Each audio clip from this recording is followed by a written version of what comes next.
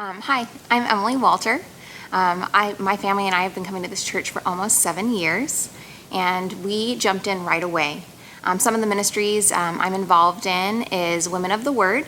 I'm on the leadership with that, and then I also am in the Moms leadership team for our Moms group. Okay. Hi, I'm Alicia Gibson, and I've been involved with Momentum Moms Ministry. It's now going to be Moms to Moms.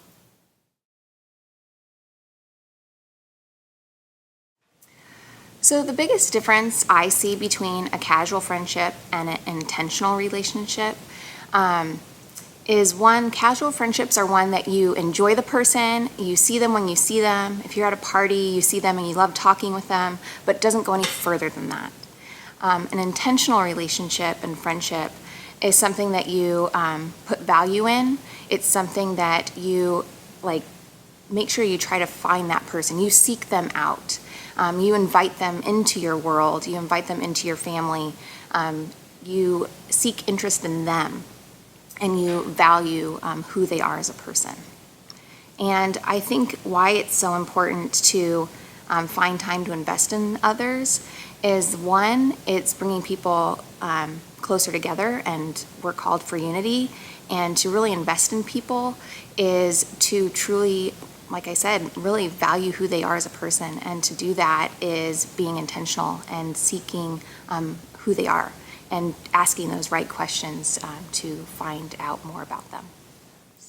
Well, I feel like we have a lot of casual friendships. The moms at school, the moms at the baseball field, kind of the surfacey, you say hi, you say how you're doing, but there's no deepness to that. So I feel like the intentional relationships of really getting to know who someone is, who the mom is, what struggles they're dealing with, what's going on with their lives, what they're, having trouble handling with their kids. That intentional relationship, I really just helps us to feel normal in our day-to-day life. As you get to know somebody and know what they're struggling with, then you're like, oh my gosh, that's me too. And I've had trouble with this, or I've been, I did this to help this situation. So I feel like those intentional relationships really just get to that deeper level. And so you really feel like you're not doing life by yourself. You have somebody to reach out to, or call or text if you need help with something, or if you need prayer for something. Those intentional relationships, I feel, help us to feel like we're not doing this mom thing by ourselves.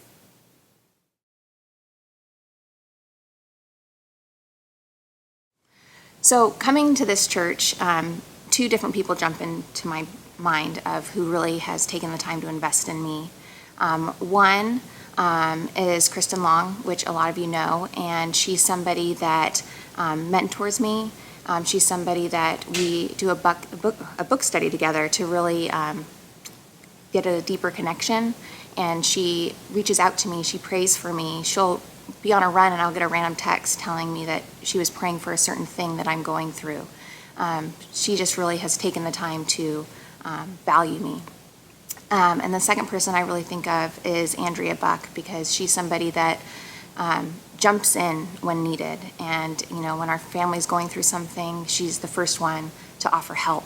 She's the first one to come and just do things. It's not just asking, it's doing it. So those are two women that I truly appreciate and value because they have taken the time to value me and my family. A lot of ladies have invested in me over time. My first Bible study that I came to at Pathways, I had a 3-week-old baby and no other mom friends, and just happened to be in a Bible study with some seasoned moms, and so they definitely helped me through that time. I feel like someone who really pops up in my mind is Suzanne Miller, who started our Momentum group here at Pathways.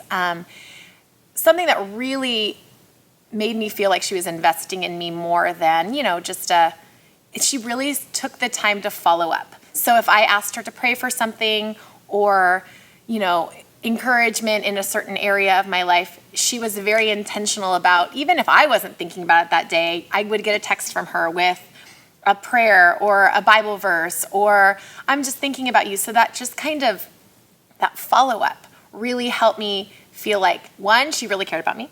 And two, that she actually really was doing what she said she was going to do. She said, "Let me pray for you." And then her follow-up showed me that she really was, and that I was being thought of. And that helped me feel like someone was out there on my side.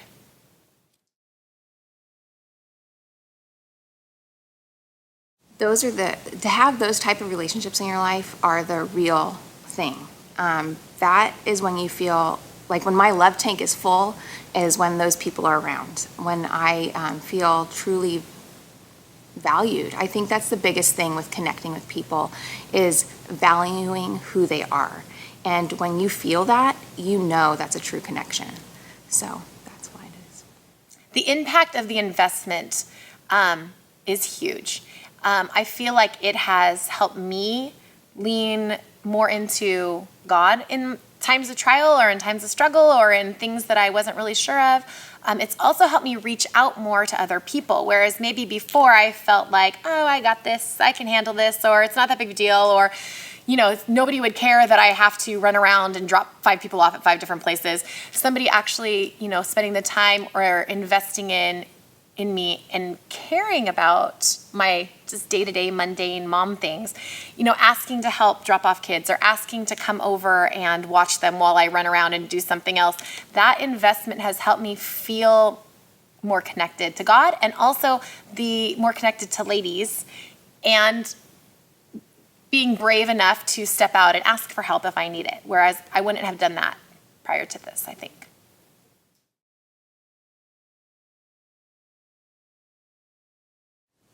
So some of the tips I would have to move from a casual relationship into an intentional relationship would be, one, if it's not natural, pick up a book. I mean, these are things to learn. Like, fortunately, I feel like one of my top strengths is woo. If you don't know what that is, it's winning others over. And so we're usually loud and outgoing and have a really big smile. So we tend to pull people in. So it's sometimes very natural for me to do that. But sometimes I still get really intimidated, or I start looking inward instead of outward, and I get really nervous. So I tend to withdraw instead of going to people. So I have to intentionally pull myself out of that. So there's things I still need to get better at. So I read books. Like, I just finished a book, How to Win People Over, by John Maxwell. There's ways to better yourself. Even if you're great at this, there's still ways you can improve. You don't have to have that natural ability to be able to invest in people. You can still mature in that and grow in that. Yeah, some tips and strategies to move that friendship into a deeper kind of a relationship, one that you can invest in, one that you feel invested in by the other person. I think that one of the primary things I would say is to make that intentional step. It's so easy to get bogged down in our day-to-day life. It's so easy to get bogged down in our busyness that we, might think of somebody, we might think of a friendship. Oh, I needed to call that person. Oh, I should text that person later. And then we don't, because we get busy, or something happens, or whatever that is. I think that it's taking the time right then and there to make that phone call, do that, write that text, write that email, whatever that is. I think that little tiny tip is what deepens that friendship, because then, those people feel like you care about them. They feel like you have been thinking about them, which you have been, but if you're not doing that reaching out, then they don't know. So I think that one little, just spending that intentional time doing that, or remembering something that they said in a prior conversation, and how did that go, and how, I'm still praying about that for you. Just that intention, I think, is huge in changing the deepness of a relationship. I would say another tip is choose one person that you would like to invest in. Just one, so it's not overwhelming. And really just start by calling them, or start by sending them a text. Set up a coffee date, just so that you're learning more about them. And I would say another tip would be, really, in these type of things, is it's all about listening. It's all about getting to know them. we tend to start taking over conversations. I know I'm a talker, so I have to pull myself back at times so that I can allow them to shine and allow them to feel appreciated and to feel heard. And that is I think that's a big tip for people.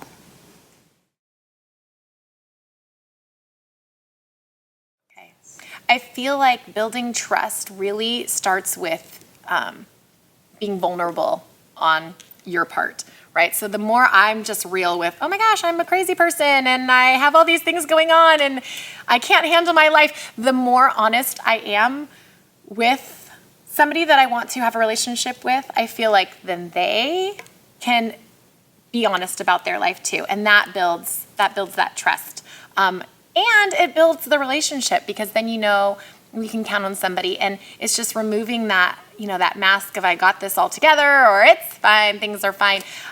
Really having that honesty and just being vulnerable, I think is huge for building trust. And then once you get that trust, and then you can grow from there. I think that you do, though, one of the kind of things to be cautious about is jumping in too quickly, or maybe giving too much, advice or too much feedback about someone's situation if you don't really have that trust foundation built first. So I think once you get to that, you can feel it. You feel the trust between a relationship, and you can, as you start talking about more serious issues and more, of what's really going on in life, you know where you stand. But I feel like sometimes as women, we like to give advice and we like to go kind of over the top with some things. Oh, this is what you should do and this is what you should do. And until that trust is really built, I feel like, kind of tiptoe lightly around that area before the trust is super there.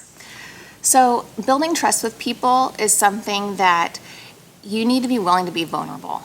And you need to be willing to open up to that person. And once they see that you're vulnerable and can open up real things to them, be who you are, authentic, they're going to have more trust in you. So you need to be able to allow them to see you.